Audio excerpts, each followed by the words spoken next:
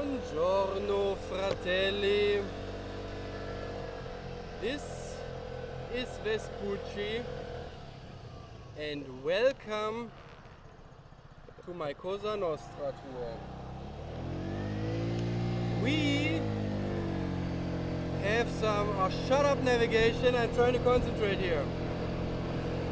So, a lot of bad shit happened in the last couple of days, and I'm gonna tell you all about it.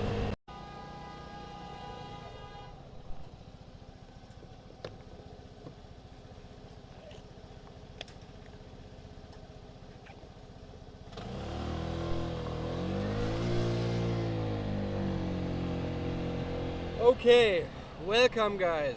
The last one you've seen is the one with the drone shots of the temple. Yes, because after that a whole bunch of shit happened, and I'm gonna tell you all about it now, and I just couldn't watch the other stuff. So, the drone shots with the temple and with the nice wine fields and everything. This is gonna be the last drone shot reel you're gonna see, because my drone is gone. It was stolen at the campground in San Vito lo Capo. I retrieved it by making a threat, but in the meantime the thieves must have broken it somehow, because after that, when I tried to fly it, it landed and crashed into a little canyon where I couldn't reach it. Check my Instagram, Vespucci Berlin. I have written down on how everything happened there. So anyway, my drone is gone, which sucks. But what you gonna do? Can't be worried about that shit. Life goes on, man. I quote The Big Lebowski quite often because it's one of my favorite movies, and I really like the message of it. Basically, whatever happened to you yesterday shouldn't spoil today. So this is what I'm trying to do now. So, welcome to the COSA NOSTRA vlog. Today we're going to go down to Corleone, and then we're going to go to Palermo and check out a couple of interesting spots there that all have to do with the real COSA NOSTRA, with the real Mafia. I thought I'll be able to show you some spots of The Godfather and Corleone, but I can't, because today I read that a lot of that stuff, or most of the stuff, wasn't filmed in Corleone, but in other parts of Sicily, most notably the east. And I can't reach that today. If I would have known that back when I was in the east, you know, like Etna, all this area there, Messina, I could have done it back then, but I couldn't. But nonetheless, it's still gonna be interesting, because I downloaded a book about a travel guide of Sicily crime and COSA NOSTRA, and all the real stuff, a lot of murders, a lot of hiding places, a lot of buildings, villas of capos and mobsters are in Corleone and Palermo. So this is where we're going to go today. and I think we're gonna have we're gonna find some nice spots about that. So we are gonna go to Corleone now, and when we're there, I'm gonna check the book and I tell you something about this and that. Well, you probably can hear it. I'm realizing this while I'm speaking. I'm still not back at my 100% feeling good, but we're gonna make it work. When I'm in Corleone, I'm gonna try to find some food and a nice chinotto, and I'm sure we're gonna make it from there. Okay, I just had a nice sandwich and a chinotto, got some gas, and now I'm feeling a lot better. They didn't shoot anything in Corleone itself because Corleone is a lot too modern to make it look like 45 when the film takes place there. The Sicilian Mafia, or the COSA Nostra, the most influential and most powerful mafia of them all, because they have ties to the US and the Italian-American mafia in the US. Has two big spots from where they're operating, and this will be Palermo and Corleone. But we're gonna talk about all that stuff when we're there. Before I show you the sights when we're there, I'm gonna read it in my book, and then I let you know firsthand from the stuff that happened there. We are on Via Vespucci at the moment, in a town. Is it Germany? I am not sure.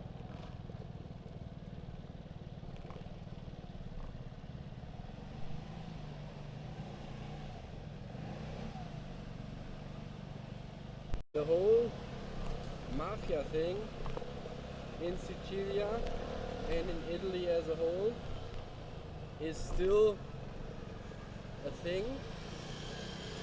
And there's so organized crime still has its grip on the country. Yeah, but it has gotten a lot better since the 80s. You can see that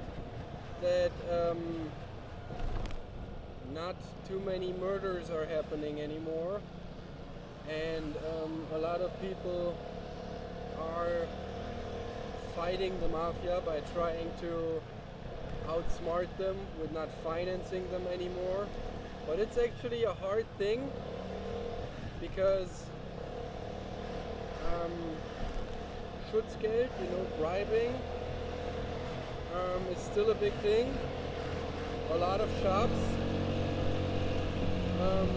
still give money to La Cosa Nostra in order to be safe. There is an initiative called Addio Pizzo, so goodbye, or not bribe, what is it called when you pay the mobsters money so they leave you alone, or they take care that no other mobsters fuck around with you. I'm not sure.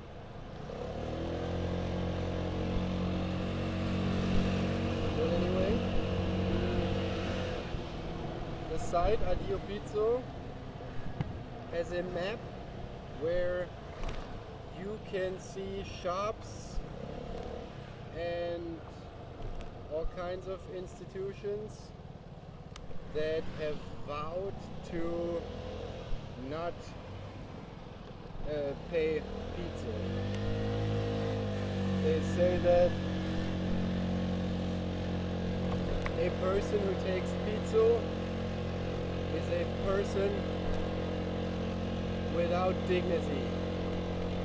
The thing is, of like all the shops in Palermo at least, and I think there's a lot. What is it where I'm going here? There's only like 300 entries in that. Yeah. Following, thank you. Like, this is what I don't understand. When the navigation says follow the street and then the street parts.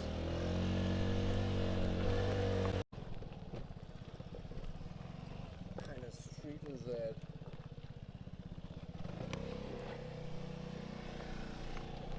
So as you can see, the Mafia still has its grip on this country, and also that whole garbage problem, I heard now as a fact, is a Mafia problem. So I'm still in that godforsaken town. Oh man, I couldn't find the way again. It's been a pain in the ass. That bridge is nice. That's really cool.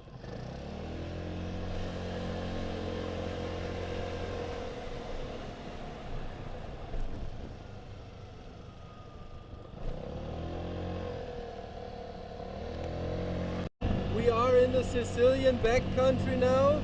It's another 33 kilometers to Corleone. And aside from all the garbage that was lying around before, it is a very nice countryside. Oh, and speaking of which, we have a next big fire coming up here. Let's see what this is all about. Oh man, so it's really the countryside burning. I thought it's the Mafia making another garbage barbecue. Holy shit, man. This is that whole freaking countryside burning there. Whoa.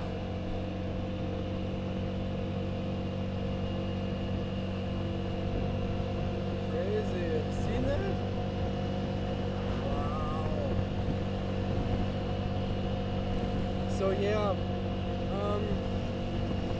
that whole garbage thing, like I passed the street that was already really narrow of all the garbage, and if I was one of those guys who were responsible for that, then I'd be so ashamed of myself. I really would. I couldn't pass that road without, like, oh man, without dying from being so ashamed. So yeah, as I said in the vlog before, what is money and power of use when you're killing your country like that? This is so wrong. This is so fucking wrong. The reality of the organized crime has nothing to do with the glorified Hollywood style of, that's a nice hill, of The Godfather or Sopranos. It's more like Goodfellas. Because in Goodfellas you can see how down and dirty the Mafia really is. Oh man, what a nice rock. I would say that this is a really nice rock for drone. And it still is. It really is a nice drone stop. The only problem is that I don't have a drone anymore.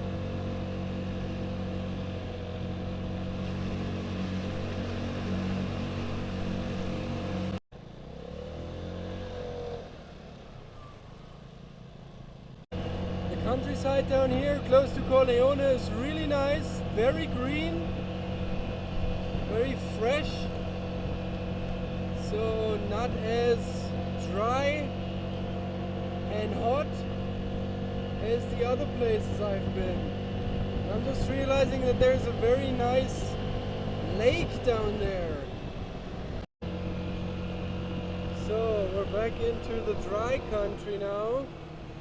Corleone should be lying like straight ahead from us now. Can only be a matter of kilometers. I am hoping that when we pass this hill here now, we're gonna see it lying in the valley maybe, but I'm not sure, so let's see.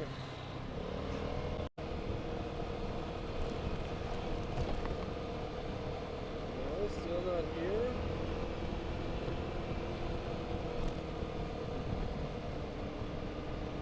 This guy's very carefully driving exactly as 50.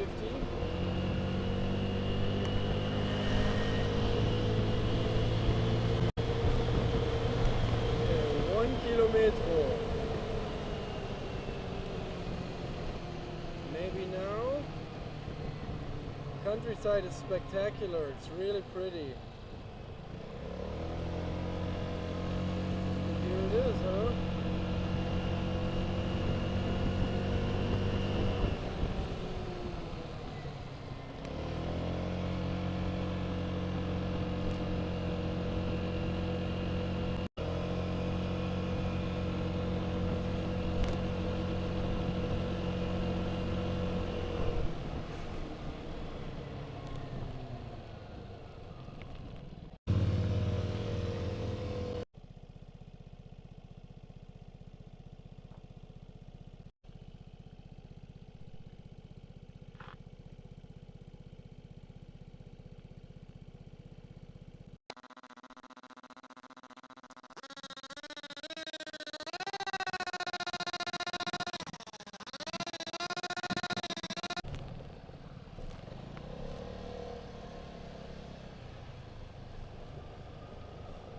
Okay, I can see now why they didn't shoot any scenes for The Godfather here, because it is too modern, that town. And now we're coming to the Piazza Vittima della Mafia.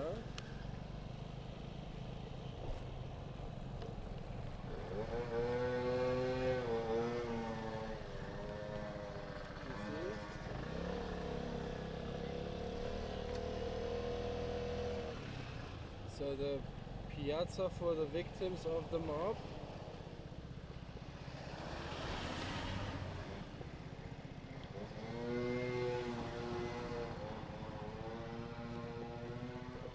Okay, and now I'm gonna check my book.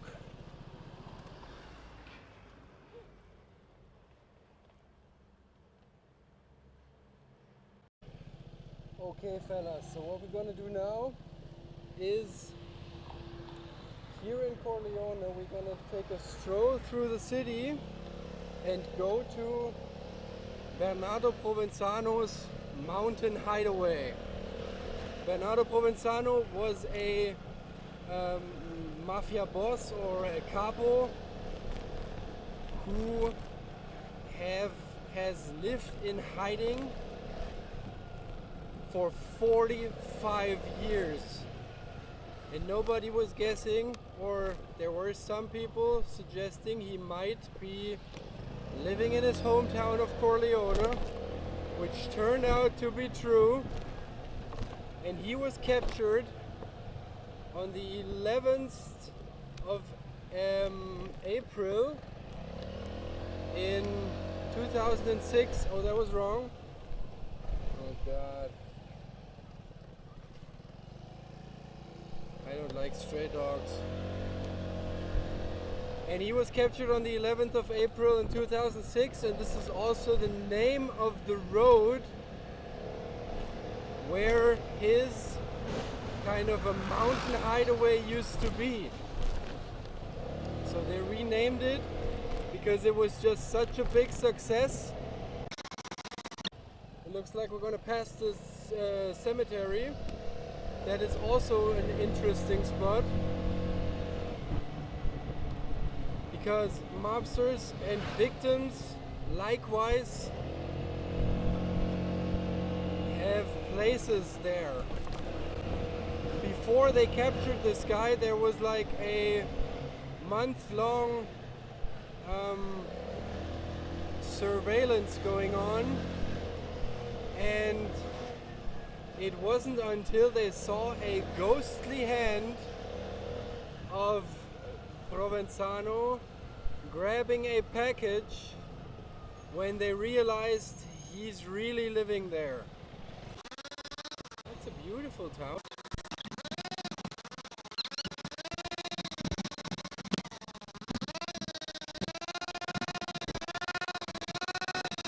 Very pretty town, right? Well, and there's this castello in that rock. The clan of the Corleonesi. So all the cities here have their own mafia family, sometimes more than one. In Palermo, I think it's about 200. And Corleonesi, despite coming from this little hick-ass town here,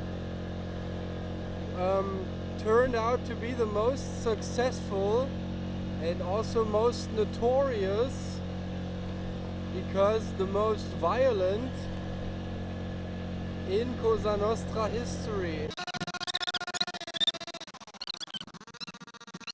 Let's see where this guy hid for 45 years. I mean, how long is that? He was a master in hiding. He made it to France 3 times to treat his prostate problems while in hiding, and he always managed to come back here. And when they found him, he was smiling, kind of in relief. He could only be identified by a couple of scars in his neck. He was making ricotta and had a soundtrack tape of The Godfather 2 running.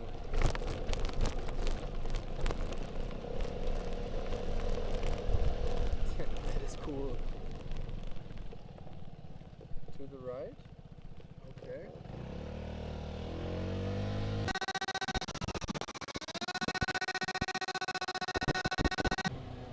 Here it is. Arresto di Bernardo Provenzanos mafioso. See?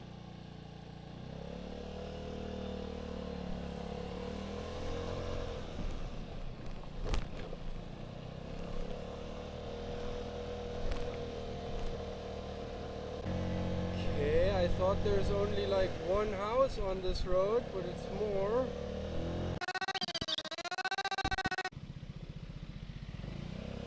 Guess he didn't like the fact of me snooping around the past here, because he was looking kind of angry. Also, yeah, you have to be kind of a little respectful with the whole past. It's also written in that book, which is absolutely true. Like, I can't blame anybody for that, because the people like the ancestors of the mobsters and the ancestors of their victims, they still live here, and they don't find the history too funny. I'm happy with what we got. Okay, so that was Corleone then. I'm just gonna hit the road, get back to Palermo, and Well, there's some interesting stuff that I want to stop